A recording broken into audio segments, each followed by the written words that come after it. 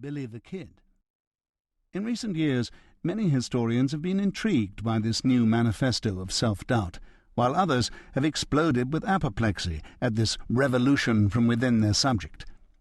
In order to understand the history of how historians have arrived at this collective sense of uncertainty, it's useful to look briefly at some of the different ways in which the history of the Spanish conquest of Mexico has been written, not least because to do so also helps to explain the background to the story I'm going to tell in this book.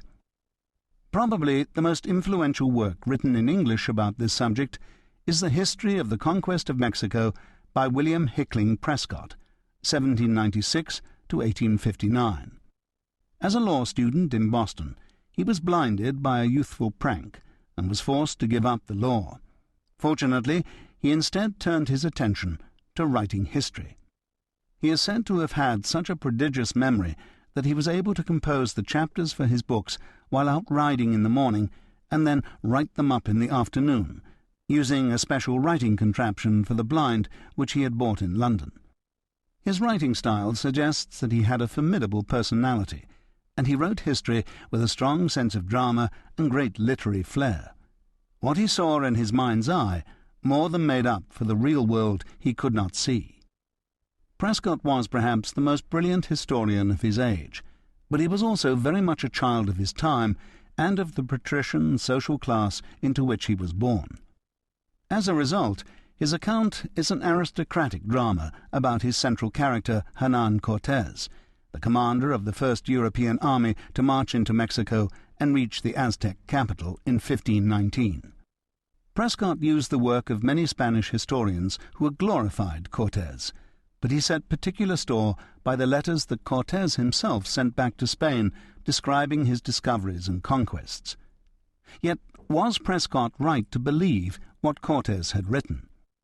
Did he stop to wonder critically enough why Cortés wrote them? Did a Spanish general have any reason to tell the truth? Yes and no. The basics are certainly true. A small force of Spaniards, perhaps as many as 1,500, seized control of the mighty Aztec Empire. But Cortés was also a turncoat and a rebel who had betrayed his own superior, the governor of Cuba, appointed by the Spanish crown. Cortés wrote his letters in order to prove that he was no traitor to his sovereign, the Holy Roman Emperor Charles V, King of Spain, to convince Charles that he had done nothing wrong and was in fact an imperial hero. But he also wrote in order to dazzle the Spanish court with a brilliant story of bravery and fabulous wealth, and he took care to send those letters to Spain along with tangible proof of his success in the form of gold and silver. Cortés's letters tell a story that is ideal material for a man like Prescott, with a strong sense of Republican patrician honor. An inspiring and rebellious general, drawn from the gentry, led a small army of intrepid soldiers to an astonishing and glorious victory won against all odds over a great empire. They founded a new republic full of hope. God had clearly been on their side. As a parable, it suited Prescott, and it suited America. But is it too good to be true? After all, how did a handful of Spaniards conquer the great Aztec Empire? It sounds more like an Arthurian legend than fact. As the Western world became more democratic, explanations for the conquest of Mexico began to embrace the humble as well as the mighty.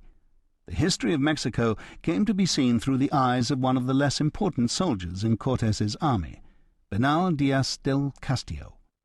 Díaz wrote his true history of the conquest of New Spain in the 1550s because he was outraged that Cortés had contrived to claim all the glory for himself in the official account.